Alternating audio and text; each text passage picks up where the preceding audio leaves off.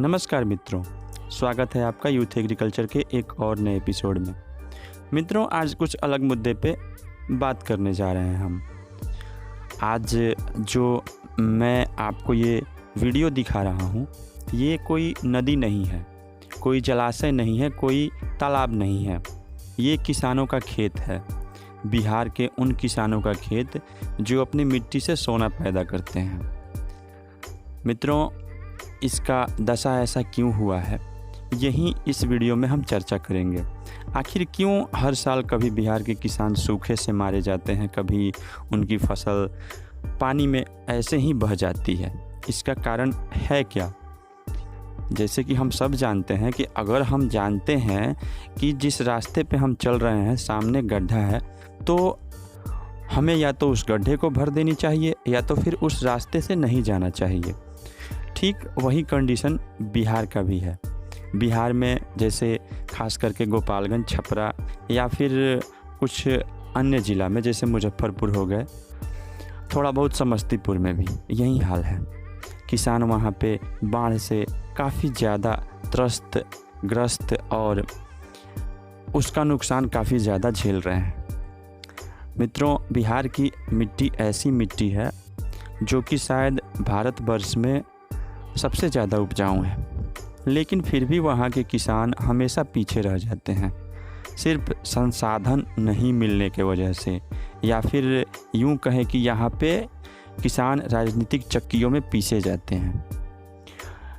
जब सरकार जानती है कि हाँ, यहाँ पे हर साल बांध टूटता है या फिर नेपाल सरकार द्वारा पानी छोड़ा जाता है, उसके दबाव में बांध टूट जाते हैं, तो उस बांध की मरम्मत ऐसे क्यों नहीं की जाती कि वो बांध कभी टूटे ही नहीं, किसान परेशान ही नहीं हो।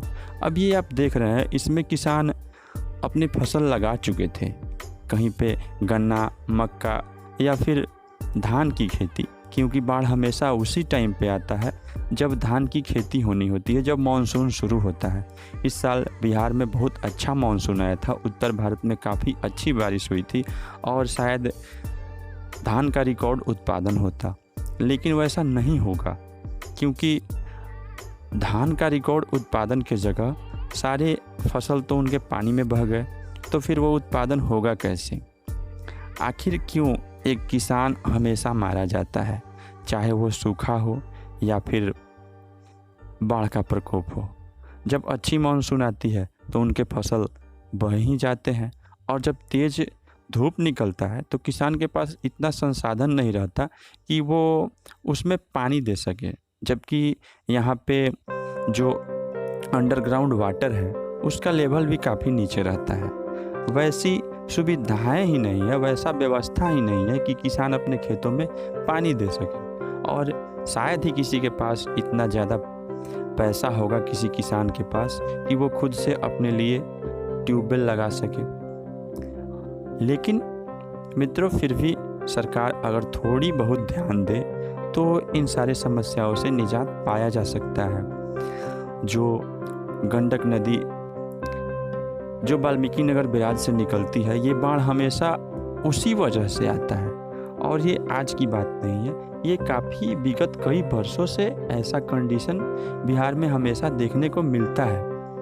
तो क्या सरकार ऐसा नहीं कर सकती है कि उस बांध को कंक्रीट कर दिया जाए, उस बांध को बांध दिया जाए, या फिर उस नदी का कनेक्शन उस एरिया से कर दिया जाए जहाँ पे पानी का अभाव है?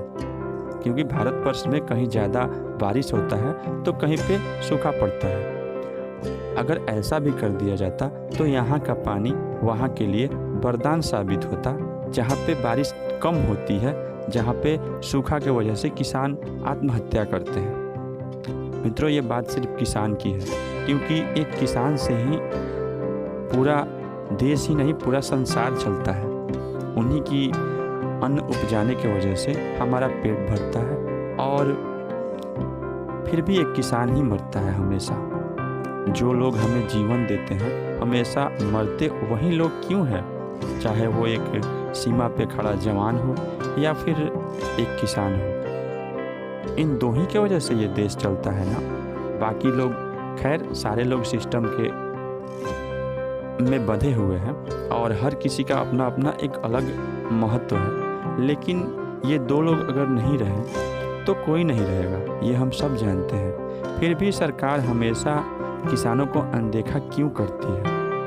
ये बाढ़ हमेशा बिहार में क्यों आता है? अगर नहीं आए ऐसा बाढ़ तो शायद हो सकता है कि बिहार में किसान खुशहाल जीवन बिताएं और अच्छी फसल का उत्पादन करें। उनको संसाधन चाहिए, उनको सुविधाएं चाहिए। वो आपसे ये नहीं कहने चाहते हैं कि हाँ आप आइए हमारे खेतों में मेहनत कीजिए, आप हमें अन्न उपजा के दे दीजिए। लेकिन उनका मेहनत ऐसे पानी में बह जाता है तो निश्चित रूप से बुरा लगता है। एक बार नहीं, पिछले 3 महीने से बिहार इस साल बाढ़ में ग्रस्त है।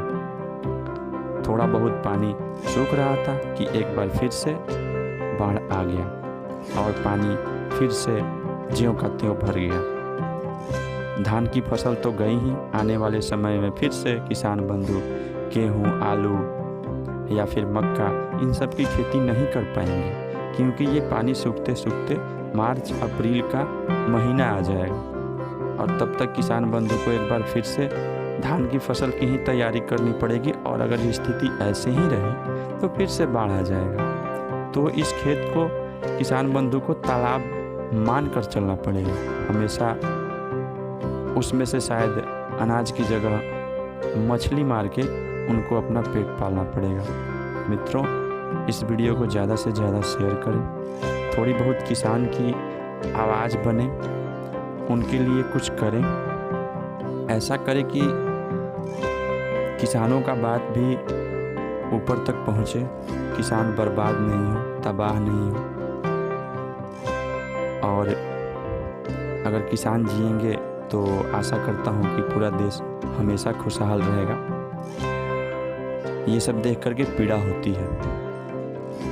कृषि संबंधित वीडियो देखने के लिए आप इस चैनल को सब्सक्राइब करें। वीडियो अच्छी लगी हो तो कृपया इस वीडियो को लाइक करें और शेयर ज़रूर करें, क्योंकि ये सिचुएशन हर किसान की है और ये वीडियो सब तक पहुंचना ज़रूरी है।